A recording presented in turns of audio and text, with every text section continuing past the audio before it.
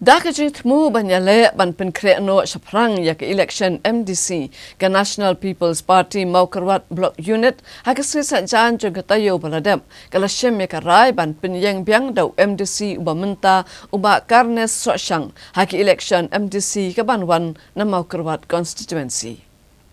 Ka National People's Party Maukarwat Block Unit hak arpu trip nailur arajar arpisau kalau penlong ya kejingelang ha Maukarwat Darbar Hall rengkat kejingedan lang kinong kersan bat kinong elam jangki primary unit beper jangka constituency. Nak benta banjit ukur tong MDC naga Maukarwat constituency. Hak ini kejingelang kipat ba no kersan rengkat kinong elam ke NPP Maukarwat Block Unit da kowi kesur kelarai da kebera ikikti manpa uba karnes sosyang kumukurtong ke NPP na Maukarwat constituency.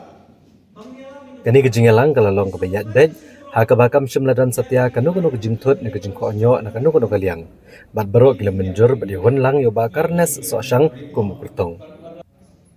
Na kaliang uba pinong siet presiden ke NPP Maukarwat Block, uyito ba na kaliang ke Maukarwat Block kalau pendap ke kamram batkan sapa ke kaipot ke distrik bat ke central body. Bat ungit scam bagi nong elam bahalor ke NPP kin pediang bat buram ni kenegarai jengkipat ba ke Maukarwat constituency. Hagini kesini dan langru uba HS Dingdo working president ke NPP Southwest Khasi Hills District, ba Pinong Set president ke NPP Maukarwat Block Unit, ba Sylvester Imle secretary ke NPP Block Unit, ba Enben Karaswai MDC Barim bat kibai-kibai. Nakaliang jangka Parti National People Party jangka Maukarwat Block Unit nakawai ka rai kawangin rai minta kasingi ke balong arpoi tarik yang menai September dan September hajar arposal te ke balong ke general meeting dah kawai ke general ini rai nak mentak kandidat MDC ubah namta kandidat MDC ke Barcelona tidak kawai ke kasur paro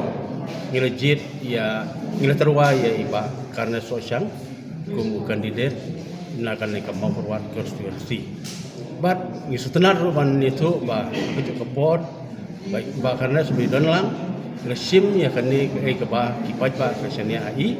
bah di long bakloy bah sim ya kani penta ban yele nak kani ke election MDC kawan salong te kipat bah baro